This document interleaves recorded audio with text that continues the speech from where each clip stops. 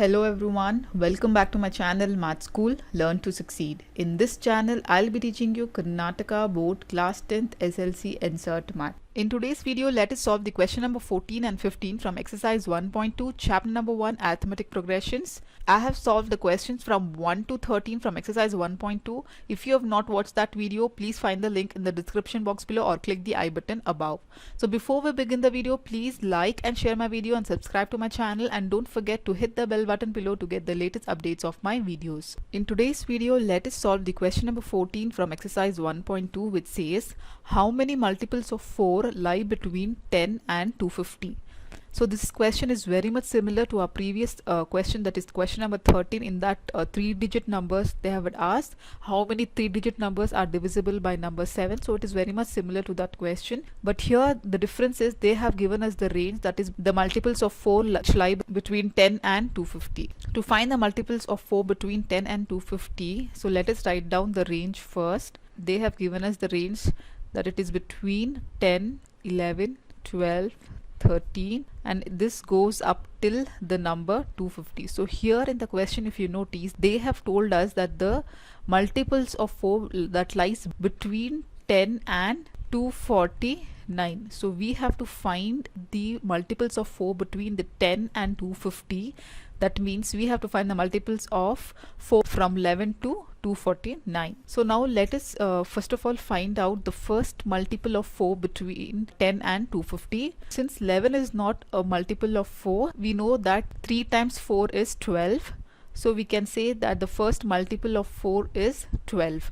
So let us write down the AP first. Let the AP be, the first term in the AP will be 12. Then what is 12 plus 4 is 16. Then 16 plus 4 is 20. Then 20 plus 4 is 24. Okay, this is the multiple of 4. Now we don't know the last term of the AP before 250, which is a multiple of 4. So let us check with 249 first. If we divide 249 with 4, we get 4 6 are 24.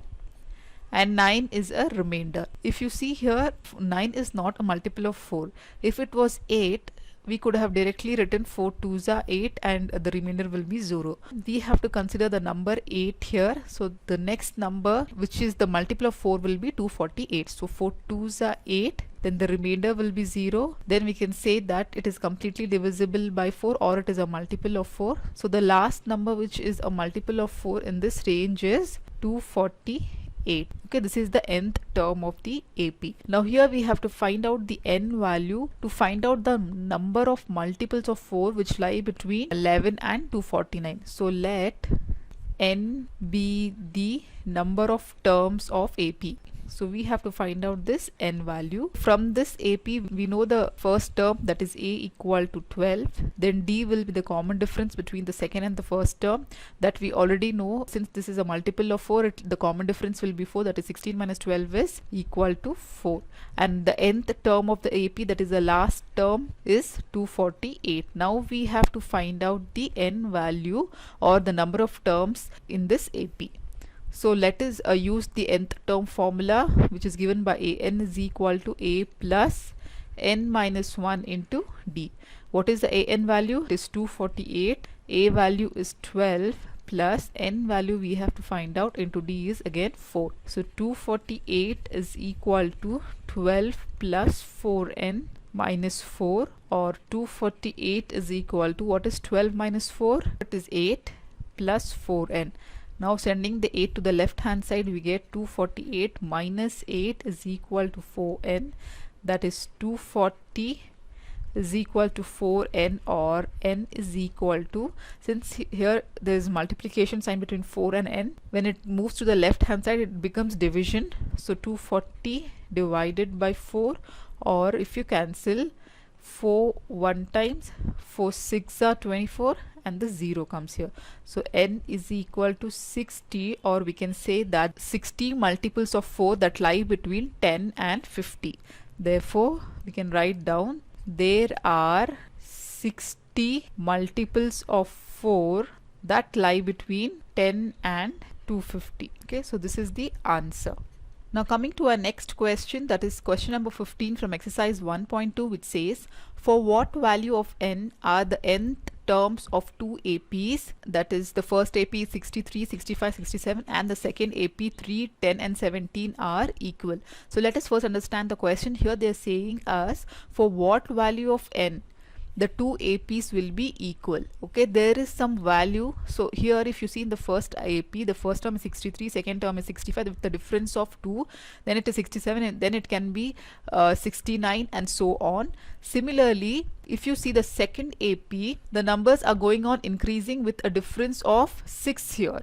So at what point or at which term of these two AP the values will be equal? For example, here you can get a value of 80 and here also at some point you can get a value 80.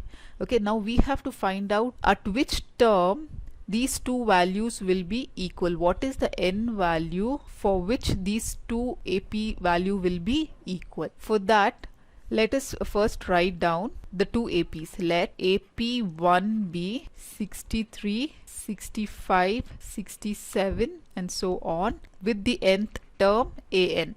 Okay, and let the second AP, that is AP2, be 3, 10 and 17 with the nth term an dash. Okay, so this is how we are assuming the two APs to be. Here the first term will be A and the common difference will be D, and here it will be A dash and D dash. So what is the value of A here? A equal to the first term is 63, right? And what will be the D? That is A2 minus A1, that is 65 minus 63, that is nothing but 2. So D value here it is 2.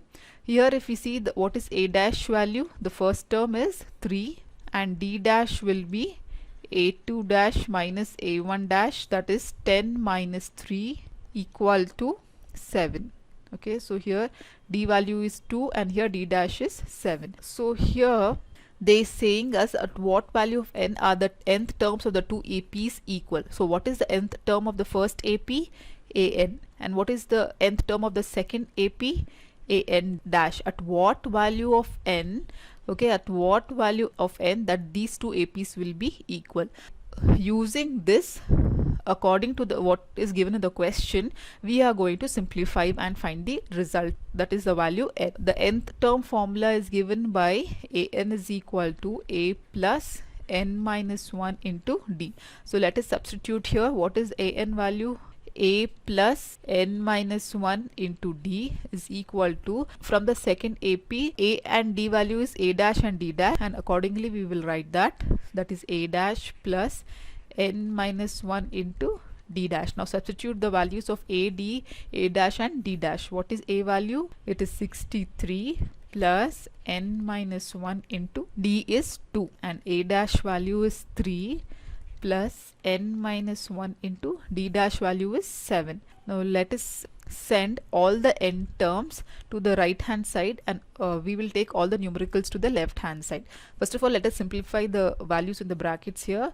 So 63 plus 2n minus 2 is equal to 3 plus 7 into n is 7n minus 7. So let us bring all the n values to the left hand side and the numericals to the right hand side. So 2n minus 7n is equal to 3 minus 7. Bringing these terms to the right hand side, it will become minus 63 and this will become minus will become plus, that is plus 2, or 2n minus 7n is minus 5n is equal to, what is minus 63 and minus 7? Minus 63 minus 7, we have to add both the terms with the minus sign. So 7 plus 3 is 10, carry 1, that will be 70. And now what is 3 plus this plus 3 plus 2 will be 5. So plus 5, greater number sign will come here. 70 minus 5 is 65. So this is minus 65, or this minus and minus sign will get cancelled, or n is equal to 65 divided by 5, that is 5 1s are, then 5 3s are 15. So n value, this implies that n is equal to 13.